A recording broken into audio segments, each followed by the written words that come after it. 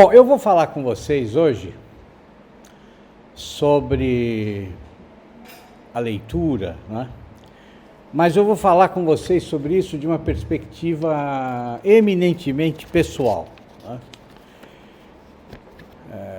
Quando a gente lê o título da palestra, né, dá a impressão de que eu vou passar uma receita, né, de como se cria um leitor, como se forma um leitor. Muito obrigado, Carlos.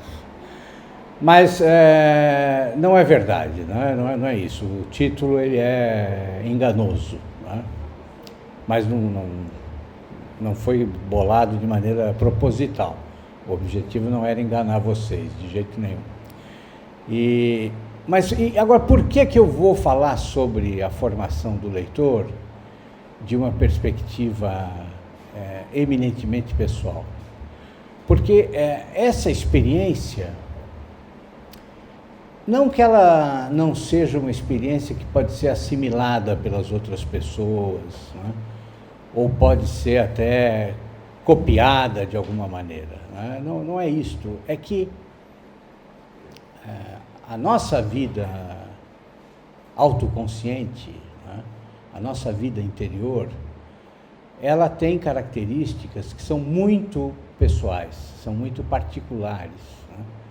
Cada pessoa se desenvolve de uma maneira que é própria, única e exclusivamente dela, né?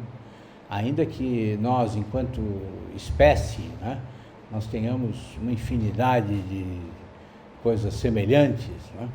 E é isso que nos une enquanto seres humanos, mas o desenvolvimento de cada um é uma aventura muito pessoal, muito particular, né? Eu até conversava com o Carlos ontem sobre isso, no sentido de que a medicina, né, apesar de todos os avanços, de todo o desenvolvimento, de tudo que ocorre nos dias de hoje, com uma velocidade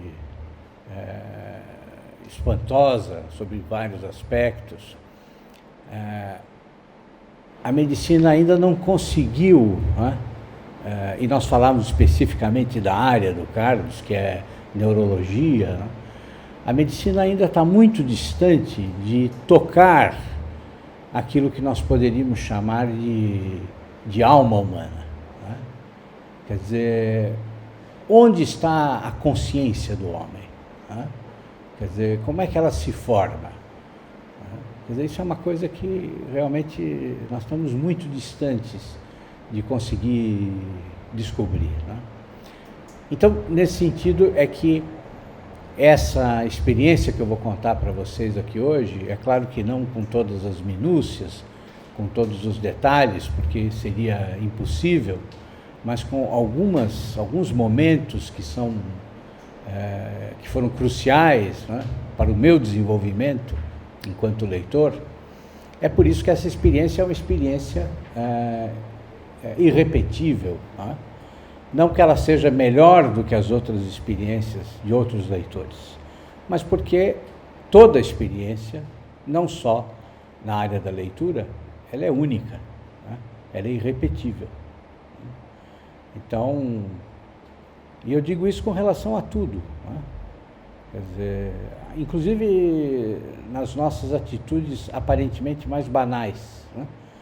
Quando a gente coloca o sapato cedo e vai dar o laço no sapato, se você olha esse gesto de maneira superficial, ele realmente se assemelha ao gesto de todas as outras pessoas no mundo inteiro que naquele momento estão dando o laço no sapato.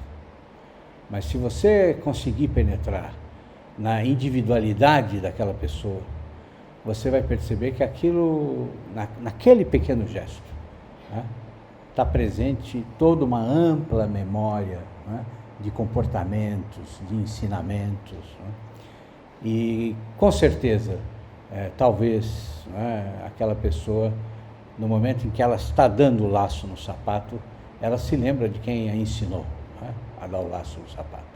Bom, pelo menos comigo é assim, né? Toda vez que eu vou dar um laço no sapato, eu lembro do meu pai, né? Que foi quem me ensinou a dar o laço no sapato, e para minha frustração eu nunca consigo fazer um laço tão perfeito quanto o dele, né? Enfim, tudo isso é uma introdução para justificar a vocês a linha que eu vou seguir neste bate-papo, né, hoje. Bom, e eu queria começar então com a minha primeira experiência de leitura, né? A minha primeira experiência com os livros. E foi uma experiência muito peculiar, muito interessante, porque eu não sei se vocês conhecem uma coleção chamada Tesouro da Juventude, uma coleção antiga, acho que eram uns 18 volumes, eu não tenho certeza. Mas na minha casa nós tínhamos uma coleção dessa, e ainda com aquela ortografia muito antiga, né? Quando se escrevia ônibus, com M de Maria e N de navio, né? Escrevia-se ônibus, né? Bom, e qual foi o meu primeiro contato? O meu primeiro contato foi, meu pai tinha uma escrivaninha no quarto dele, em que ele trabalhava à noite, e, claro, eu era muito pequeno, né? Não era do tamanho que eu sou hoje.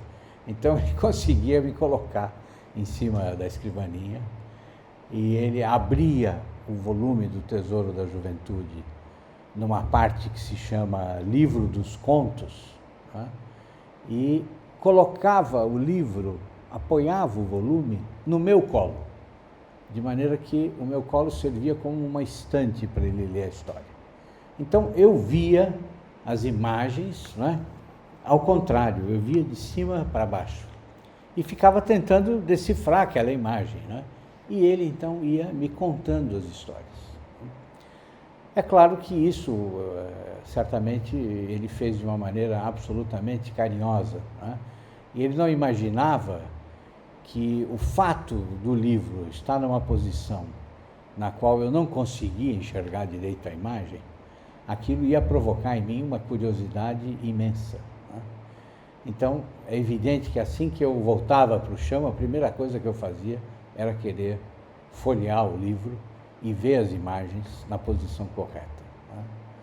E é evidente que isso acabou se tornando um hábito, né?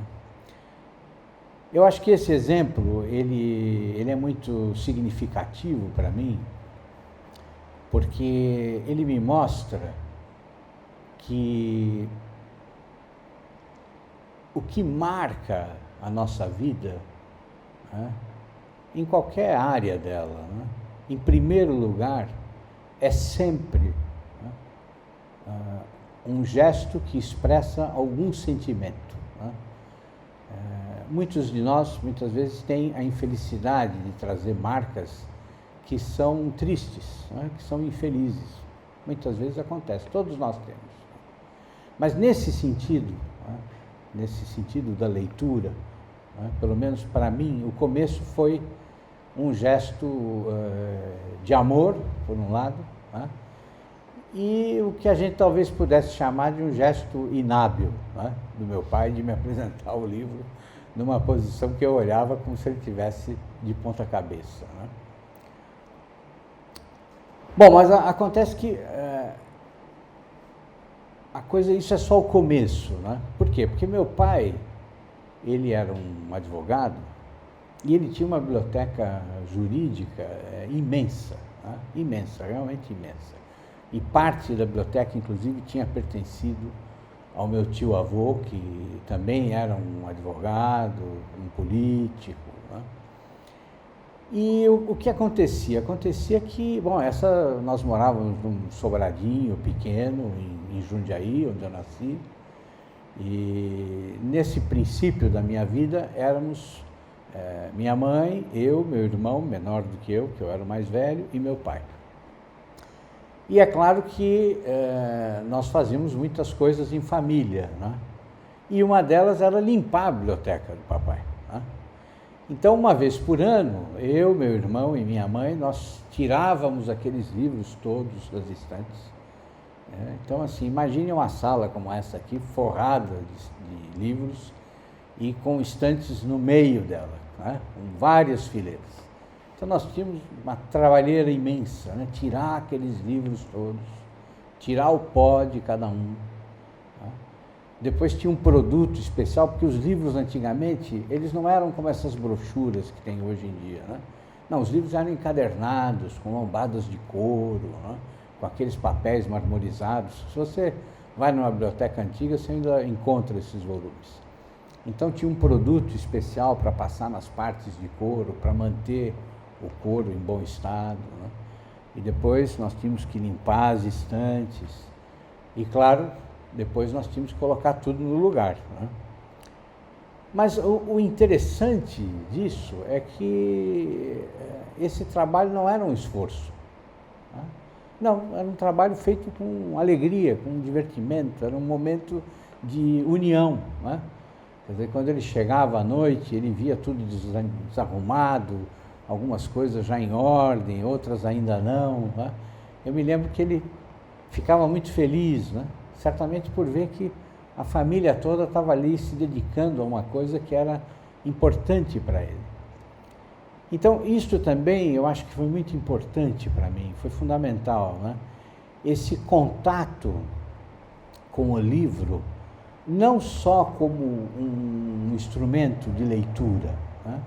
Mas como um instrumento com o qual você pode se relacionar de maneira sensorial. Você pode tocar, você pode cheirar, né? A poeira se acumula e ele exige cuidados de manutenção. Esses cuidados precisam se repetir.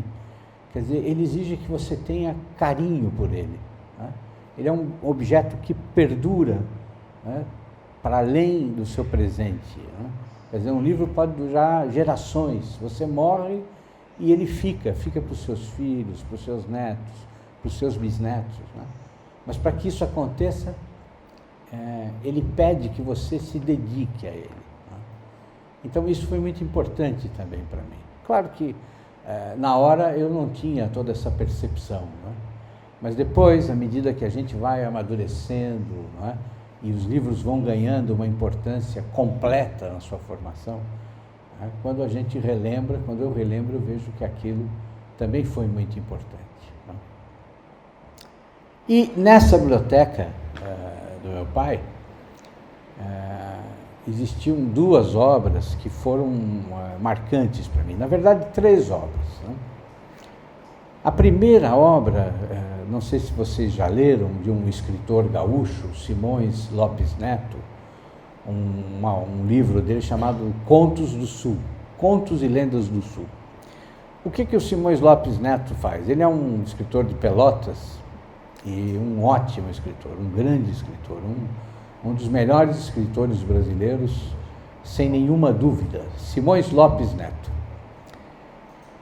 Bom, e esse Contos e Lendas do Sul, o que ele faz? Ele faz uma compilação das lendas gaúchas, né? Então está lá a história do Negrinho do Pastoreiro, do Boitatá, né? E várias outras lendas.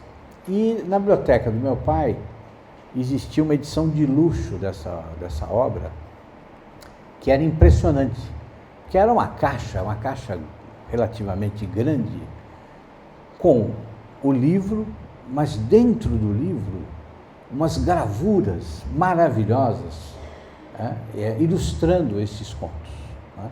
E claro, essas histórias, elas são todas, algumas são de terror, né? Não sei se vocês conhecem a lenda do Boitatá, né? Que é esse réptil, né, que vai então comendo os olhos das pessoas, e isso dá a ele uma espécie de uma fosforescência, né? De maneira que à noite, quando você está caminhando sozinho, você se depara com ele, né? E ele vem para cima de você para devorar os seus olhos, né? Ele só se alimenta dos olhos das pessoas. Bom, então imagine isso na mão de uma criança, né? Uma criança pequena, que assim, recentemente alfabetizada, né? Com aquelas ilustrações tremendas, né? Lindas, coloridas, mas impressionantes, né? É claro que quando chegava de noite eu não conseguia dormir, né? E é claro que, assim, para cruzar o pequeno corredor que ligava o meu quarto ao quarto dos meus pais, para onde eu sempre acabava escapando, né? Bom, aquilo era uma aventura, né? Aquilo não era um mero corredor, aquilo se transformava numa floresta, né? Num pântano de monstros terríveis, né? Então, essa é uma experiência assustadora, mas foi muito marcante, né? Por quê? E isso acontece sempre, né? Quer dizer, apesar dela provocar tudo isso em mim, eu sempre voltava para reler a história, né? Eu sempre queria de novo reviver aquela experiência, né? E de maneira que o livro é fascinante por isso, né? Quer dizer, você pode reabrir o livro e você pode reviver todas aquelas experiências que você viveu uma vez, você pode revivê-las sempre, a qualquer hora, né? Uma segunda experiência, não tão fantasmagórica, era uma edição da Divina Comédia que meu pai tinha, né, do Dante Alighieri, com ilustrações do Gustave Doré. Gustave Doré é um ilustrador francês que trabalhava com bico de pena, um estilo de ilustração. E, bom, as ilustrações também eram impressionantes, né? Não sei se vocês sabem, mas a Divina Comédia é dividida em 3 partes, né? O inferno, o purgatório e o paraíso, né? E o que é a Divina Comédia? É uma viagem que o Dante Alighieri faz, é um poeta de Florença, guiado pelo Virgílio, que foi um grande poeta romano, né? E o Virgílio, então, o acompanha para que ele conheça essas 3 esferas, né, da eternidade. Bom, e o primeiro volume é uma coisa assustadora, né? Porque quando ele penetra no inferno, a cada pecado, a cada tipo de crime, né, há uma tortura diferente. E, claro, as ilustrações, vocês podem imaginar, né? Eram umas coisas também tenebrosas, né? Então vocês vejam que eu não sei como é que eu não fui escritor de terror, né? Porque eu só gostava de ver essas coisas, né, assustadoras, né? Mas essa, eu falei da Divina Comédia porque na minha história ela vai voltar. Dentro de alguns minutos nós vamos retornar a ela numa outra situação completamente diferente. Mas eu também gostava de ler coisas mais amenas, né? Então, também tem uma coleção muito antiga, chamada Lelo Universal, vocês ainda encontram em sebos. Bom, e era uma coisa linda aquilo, porque era uma espécie de uma enciclopédia resumida, mas toda ilustrada, né? Claro, era uma edição portuguesa, né, de Portugal. E o que era fascinante? Então, por exemplo, quando você ia no verbete sobre exércitos, então você tinha as ilustrações de todos os soldadinhos, com todos os tipos de uniformes que eles usavam, né? Nossa, eu achava aquilo uma coisa fantástica, né? Porque assim, imagine, cada exército de cada país, com a sua força militar, né, pessoal, e cada uma desses grupos, né, infantaria, cavalaria, artilharia, cada um tinha um tipo de uniforme. E esse uniforme, claro, evoluía no decorrer do tempo, né? Então, assim, eu passava horas, né, examinando aquilo, né? E, claro, acho que certamente a minha imaginação viajava naqueles uniformes todos, né? Naqueles desenhos, que eram muito simples, né? Se vocês tiverem um dia a chance de folhear uma edição do Lelo Universal, vocês vão falar, pô, mas esse sujeito, pô, ele gostava dessa coisa tão pobre, né? Porque hoje, em comparação com o que a gente tem de apelo visual, aquilo não era nada, né? Mas a imaginação é isso mesmo, né? A gente consegue, de uma coisa muito simples, fazer uma longa viagem, né? Bom,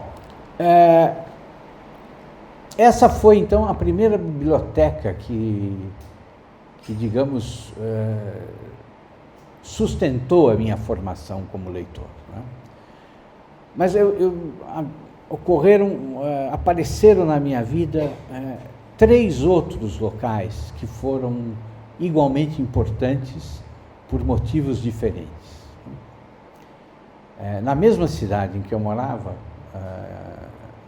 eu ia visitar muitas vezes minha avó paterna. E minha avó paterna também era uma boa leitora, mas ela tinha uma biblioteca muito pequenininha, muito pequenininha. Mas o que tinha de bom ali é que ela morava num casarão antigo, de um pé direito altíssimo, e sozinha. Ela morava sozinha ali, os filhos já tinham crescido, ela era viúva, porque ela casou muito jovem, meu avô era muito mais velho que ela. E de maneira que ir ali naquele casarão enorme, sempre silencioso, sempre com aquela temperatura agradável, era maravilhoso, porque na minha casa minha mãe sempre foi muito ativa, Então ela gostava de ligar a televisão, ela gostava de receber os amigos, ela gostava, então sempre tinha algum tipo de barulho, E eu sempre fui mais introspectivo. Então, ir para a casa da minha avó era uma delícia. Quer dizer, para vocês terem uma ideia, eu até hoje sinto a sensação de aconchego que o lençol da casa dela tinha, que o travesseiro da cama em que eu me deitava muitas vezes para dormir à tarde tinha. Era um geladinho que eu nunca mais encontrei em toda a minha vida. Bom, então eu ficava ali e ficava lendo. Ela também foi minha primeira professora de música. Ela tinha sido uma aluna de piano muito boa e foi impedida de continuar tocando piano porque sofreu um acidente e os tendões da mão se romperam e ela perdeu parte dos movimentos da mão esquerda. Mas ela adorava a música, então ela tinha uma discoteca imensa. E não sei se vocês já viram como eram os discos antigos, aqueles discos de 78 rotações, aquelas bolachas pretas, pesadas, Então, se você queria escutar um concerto, uma ópera, bom, você tinha que ouvir 30 discos, E eles acabavam rápido, então você tinha que estar sempre do lado da vitrola trocando. E muitas vezes eu passava a tarde ali, ouvindo aquelas músicas, E claro, ela me explicando tudo, contando as histórias e tudo mais.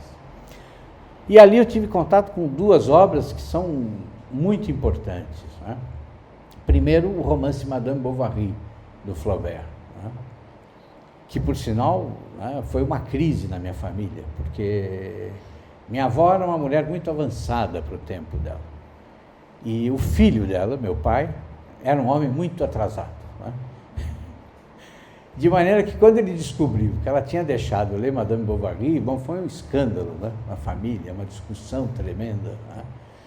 E, de fato, eu era muito pequeno para ler Madame Bovary, Mas, enfim, o mal já estava feito e não adiantava discutir, Mas um outro livro que me impressionou violentamente, foi As Mil e Uma Noites. Ela tinha uma edição maravilhosa, toda ilustrada das Mil e Uma Noites. E eu sempre conto essa história e é muito curiosa, Como muitas vezes a gente lê as coisas e se apaixona por elas, mas sem entender completamente. Eu não sei se vocês já leram As Mil e Uma Noites, tem uma tradução recente feita por um professor da USP que é absolutamente maravilhosa, a primeira tradução feita diretamente do árabe, E é uma coleção linda. E muitas das histórias têm um alto teor erótico, Mas é claro que eu era uma criança, eu nem entendia o que estava sendo descrito ali, Quer dizer, eu me envolvia pelas histórias e me deixava levar. E muitas histórias terminavam de uma maneira que, para mim, na época, era surpreendente, O narrador da história dizia, bom, e ele então a possuiu. Eu ficava com aquilo na minha cabeça e eu dizia assim, mas como é possível? Quer dizer, o que ela virou escrava dele? Quer dizer, ele tomou posse dela, mas ele não comprou, ninguém vendeu a moça, enfim, esse era o meu raciocínio de infância, E claro que quando eu perguntava para minha avó, ela dizia assim, meu filho, vai lendo, o que é importante é você ler, depois você entende, entendeu? E claro, só muitos anos depois é que eu vim entender, né, o verdadeiro sentido do verbo possuir naquela história, né? Mas enfim, essas coisas, elas fazem parte da formação de um leitor, né? A outra biblioteca que foi muito importante na minha formação foi uma biblioteca, que não é uma biblioteca pública de Jundiaí. Ela foi fundada por um grupo de amigos que se reuniu e formou uma espécie de uma entidade civil, não sei se o termo jurídico pode ser esse, mas enfim, era uma entidade que tem só, e ela existe até hoje, chama-se Gabinete de Leitura Rui Barbosa, em Jundiaí. Você fica sócio, paga uma taxa e você tem acesso a um acervo que era uma coisa impressionante, né? Eu me lembro até hoje o dia em que meu pai me deu a carteirinha do gabinete, né? E me passou aquilo como se estivesse me passando assim a palavra mágica para abrir a caverna onde os tesouros estavam escondidos, né? Me deu aquilo com grande seriedade, né? Como se eu tivesse então garantida a entrada numa espécie de universo paralelo, né? E de fato o gabinete foi isso na minha formação. Ele tem na parte de baixo uma biblioteca que é a biblioteca circulante, né, onde vão romances, livros de ensaios, né? Você tem os jornais, as revistas, né? E na parte de cima ele tem toda umas coleções para pesquisa, né? E esses livros você não pode retirar, né? E o que acontecia? Na minha época, os jovens se reuniam ali, né, para discutir, para conversar, para jogar xadrez, para tomar café, né? Ali ocorriam os debates políticos, né? E só que eu cresci durante o período da ditadura militar. E o diretor do gabinete, que sempre se reelegia, né, que era um advogado de Jundiaí chamado Celso Zucchetti, ele tinha uma sala, que era a sala da diretoria do gabinete, onde ele escondia todos os livros de esquerda, né? Todos os livros do Marx, do Lenin, do Engels, estavam tudo lá fechado, escondido. Bom, mas eu fiz amizade com ele e com a bibliotecária do setor da noite, né?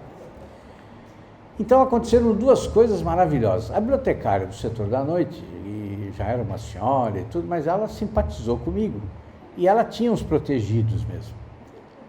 E ela me deixava entrar no acervo, porque o que acontecia? Você chegava lá no gabinete, tinha um balcão de madeira, o fichário, e você tinha que olhar o fichário, escolher o que você queria, preenchia a fichinha, dava para ela, ela ia buscar o livro e trazia, né? Mas isso é uma maneira muito fria de você ter contato com os livros. Bom, um belo dia ela disse assim, não, você pode entrar no acervo. Bom, vocês imaginem, né? Quer dizer, assim, era 20 vezes a biblioteca do meu pai, né? E eu podia percorrer aquelas estantes e ver os livros, tocar os livros, escolher os livros, né? Bom, absolutamente maravilhoso, né? E a segunda experiência, o diretor do gabinete também foi com a minha cara, né? E um dia ele chegou para mim e disse assim, olha, Rodrigo, quando você quiser, você fala com o Daniel era o funcionário que cuidava do setor de pesquisa, e ele abre a sala da diretoria para você. Mas eu não sei se ele imaginou que eu ia querer ler os livros de esquerda, né? Mas, na verdade, quando a primeira vez que eu entrei ali, era uma salinha pequena, mas forrada de livros. O que eu descobri? Os livros legais estavam todos lá, e não eram os de esquerda. Eram os livros raros, aqueles livros com ilustrações maravilhosas, que não eram reeditados há anos, né? E, de repente, eu tive acesso a tudo isso, né? Então, quer dizer, imagine, ali eu descobri um monte de coisas, né? Foi realmente... não tinha como não ser leitor, né? Eu era obrigado a ser leitor. Bom, e o quarto lugar, sobre o qual eu vou falar um pouquinho mais para frente, com mais profundidade para vocês, foi o porão da casa da minha bisavó, da mãe da minha avó. As duas moravam na mesma rua, em duas casas enormes, mas moravam separadas, porque uma vivia brigando com a outra. Então, Elas almoçavam juntas todo dia, mas a mãe saía sempre, cruzava 2 quarteirões, ia almoçar com a filha e depois voltava para casa para não ter briga. Bom, essa minha bisavó, que era uma mulher muito interessante, muito inteligente, foi minha primeira professora de inglês. Imagine, naquela época, era uma mulher que sabia inglês, sabia francês e adorava fazer crochê também. E de noite ela, quando chegava lá pelas 5 da tarde, ela fazia um chocolate quente, levava para o quarto, deitava e ali ela ficava, ouvia a Voz do Brasil e depois dormia. E no dia seguinte a primeira coisa que ela fazia era comprar os jornais para ler, né? Bom, ela tinha um porão na casa dela, um porão assim que muito estranho, porque era um lugar pequeno, escuro, úmido, meio embolorado. Não sei se alguém aqui lembra do cheiro de um desinfetante que a gente usava, chamado BHC. Nem sei se existe ainda hoje isso, mas era um pó que a gente jogava para não entrar barata, para não entrar outros bichos. E aquilo cheirava a BHC. Né? E eu entrava ali, eram 2 quartinhos pequenos, porque eu sabia que num dos quartos tinha uns 3, 4 caixotes com livros antigos. Né?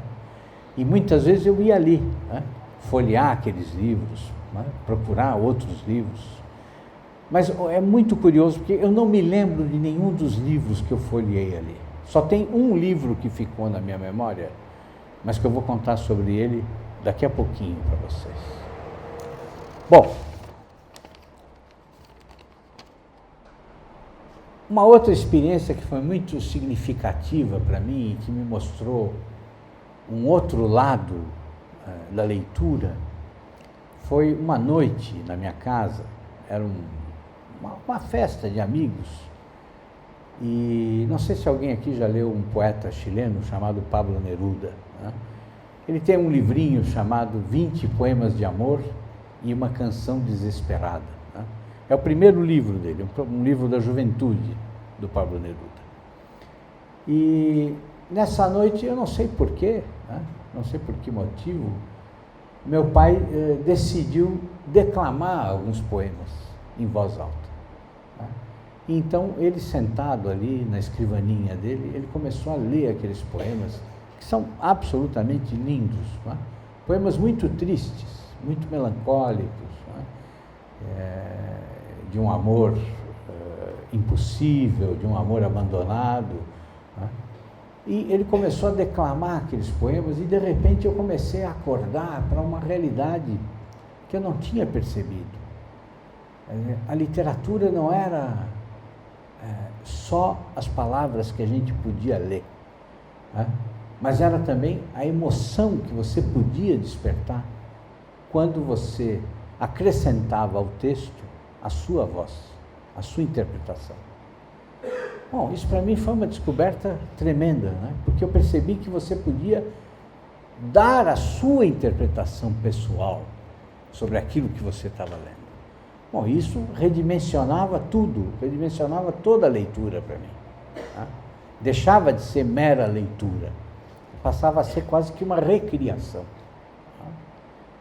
De maneira que, é claro que depois, esse livrinho, que é a primeira edição desses poemas, traduzidos aqui no Brasil, bom, ele se tornou para mim uma leitura obrigatória, né?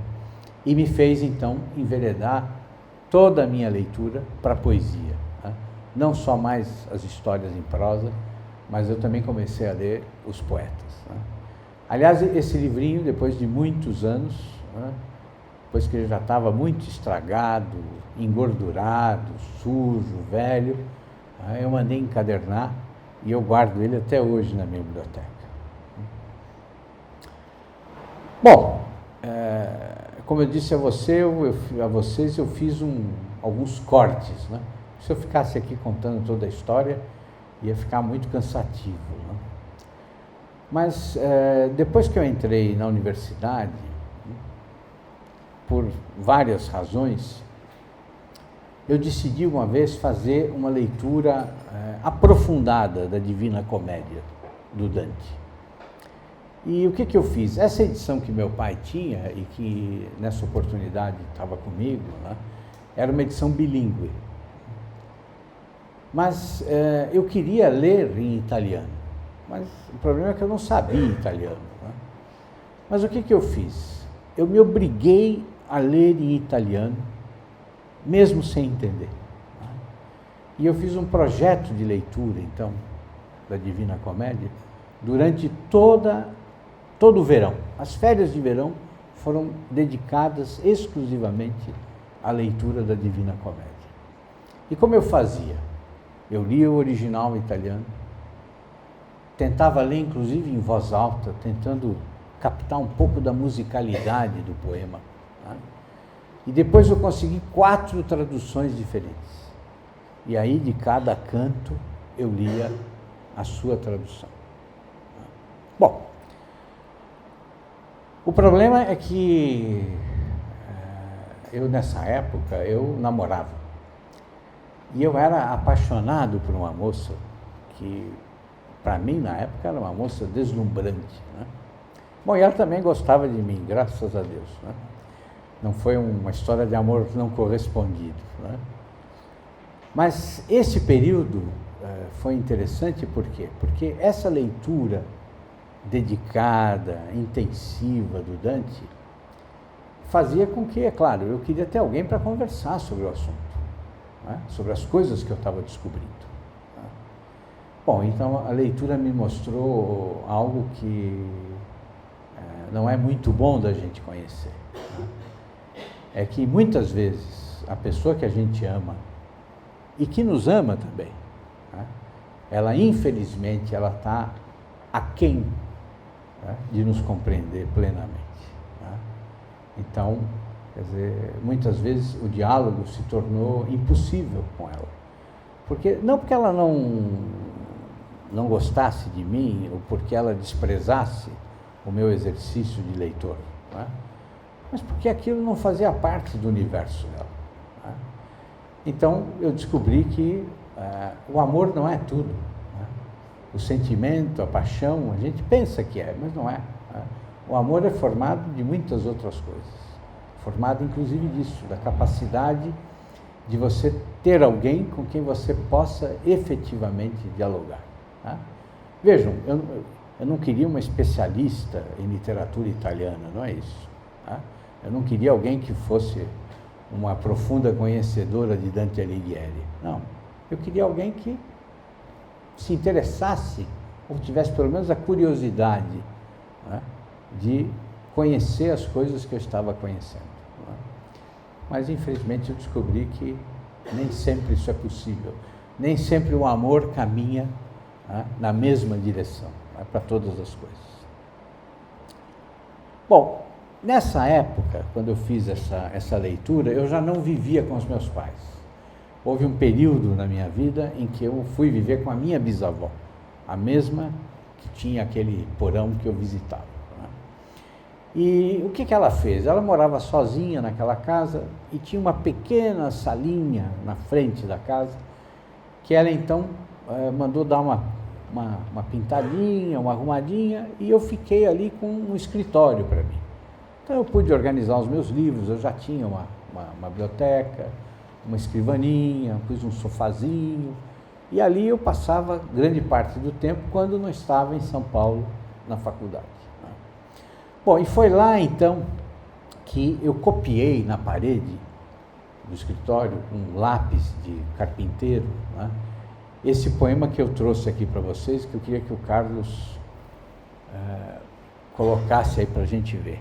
O que amas de verdade permanece, o resto é escória. O que amas de verdade não te será arrancado. O que amas de verdade é tua herança verdadeira. Mundo de quem? Meu ou deles? Ou não é de ninguém? Veio o visível primeiro, depois o palpável Elísio, ainda que fosse nas câmaras do inferno. O que amas de verdade é tua herança verdadeira. O que amas de verdade não te será arrancado. A formiga é um centauro em seu mundo de dragões. Abaixo tua vaidade. Nem coragem, nem ordem, nem graça são obras do homem. Abaixo tua vaidade, eu digo abaixo. Aprende com o mundo verde o teu lugar na escala da invenção ou arte verdadeira. Abaixo tua vaidade, Pacã, abaixo. O elmo verde superou tua elegância. Domina-te e os outros te suportarão. Abaixo tua vaidade. Tu és um cão surrado e largado ao granizo, uma pega inchada sob um sol mistado, metade branca, metade negra, e confundes a asa com a cauda. Abaixo tua vaidade. Que mesquinhos teus ódios nutridos na mentira. Abaixo tua vaidade. Ávido em destruir, avaro em caridade. Abaixo tua vaidade, eu digo abaixo. Mas ter feito em lugar de não fazer, isto não é vaidade. Ter com decência batido para que um blunt abrisse, ter colhido no ar a tradição mais viva, ou num belo olho antigo a flama inconquistada, isto não é vaidade. Aqui, o erro todo consiste em não ter feito. Todo na timidez que vacilou.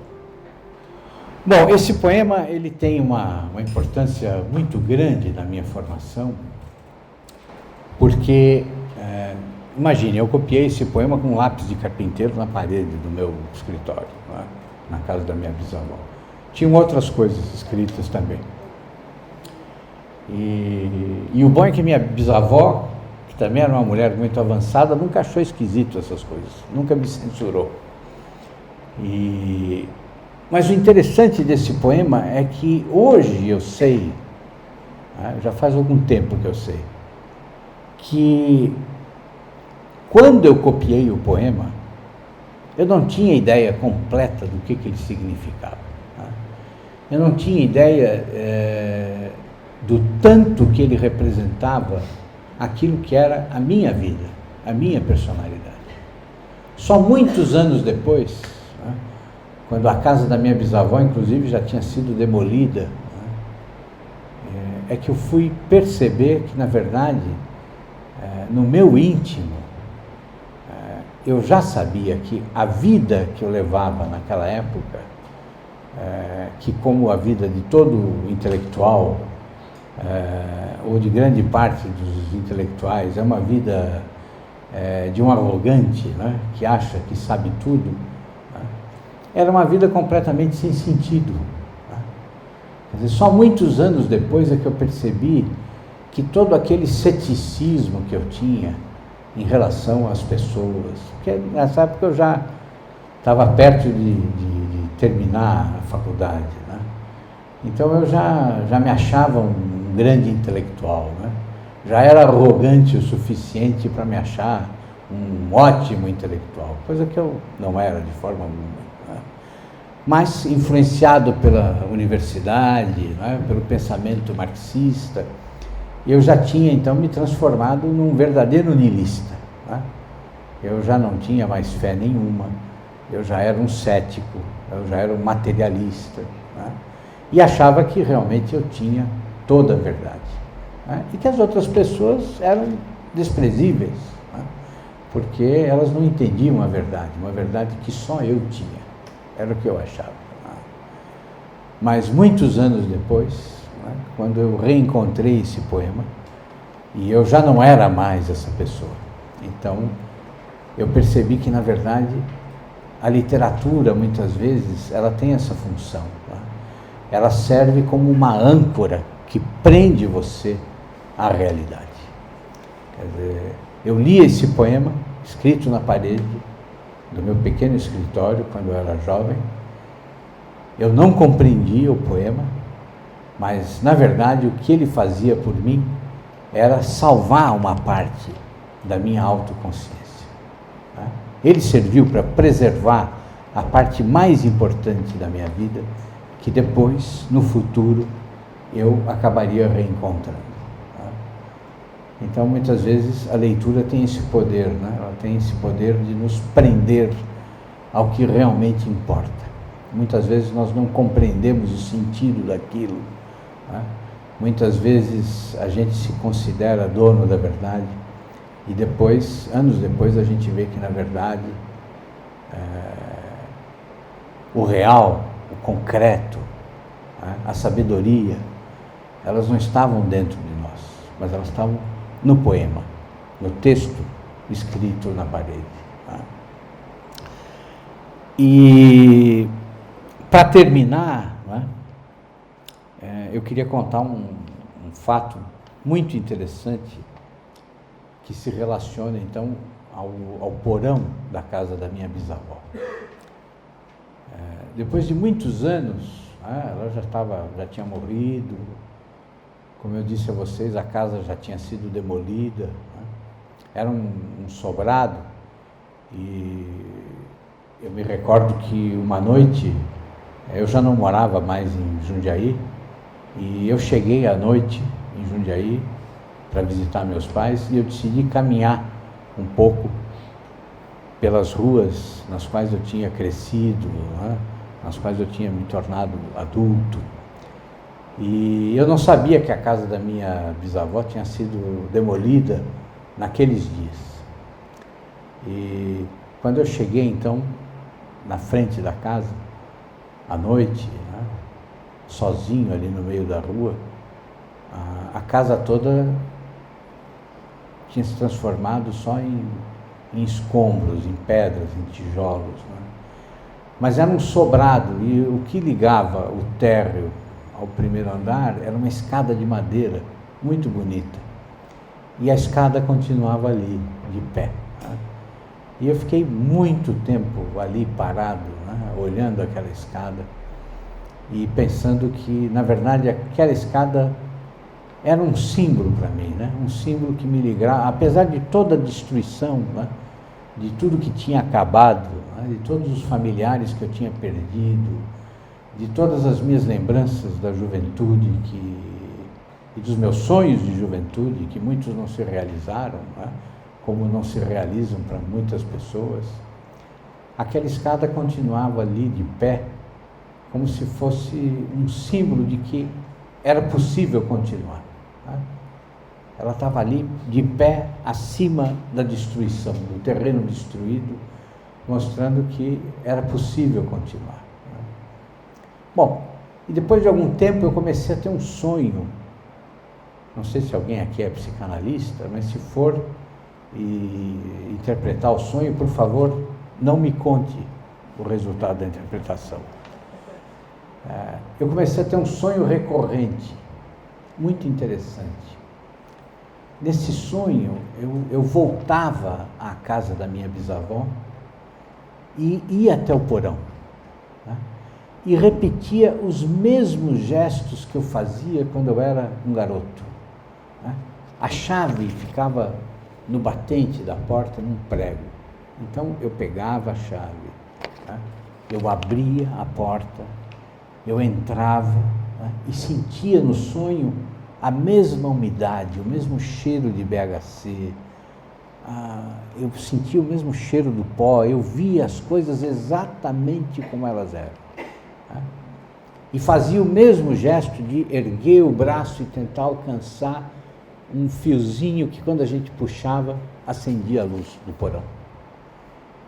E eu então ia para o outro quartinho e ficava de joelhos e pegava aquelas caixas de madeira onde estavam os livros e começava a tirar os livros das caixas. Né? E é muito interessante, porque no sonho eu sabia o que eu procurava. E eu procurava um livro que era a síntese de todos os livros. Um livro que resumia todos os outros livros.